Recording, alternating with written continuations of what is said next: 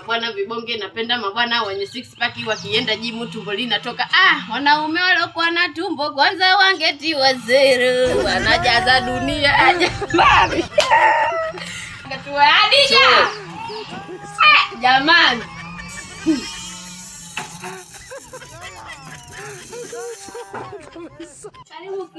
Sasa mpaka maplastiki sasa mimi ya nini? Wenzangu sisi tunatumia vitu hivi. Kama je kwenu mnatumia na nilia pia. Weka mwenyewe mimi hapa nimeshatambaliki shoga.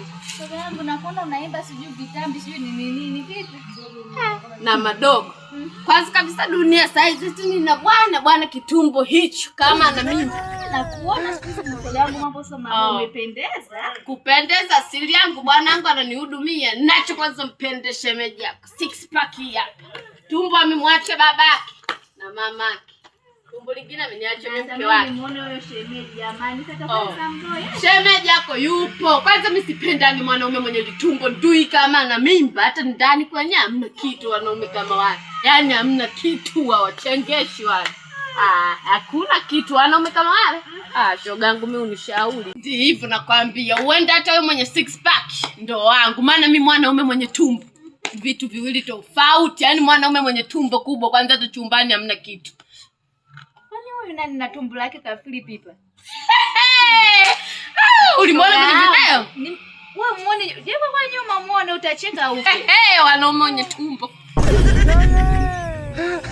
Vipi tena? Wewe mke wangu unakuja huku unanisema sema. Si tumbo hili. Kuna matumbo ya aina ngapi duniani hapa? Kwa hiyo wewe ukikaa na wenzako unanisema kuhusu tumbo. Ukija nyumbani utaikuta taraka pale. Ukawatafute wenye wanaopiga gym. Baba Soma mimi wewe unaninogea. Wewe unaninogea siseme tumbo la kwako baba Soma. Unataka watu wa gym?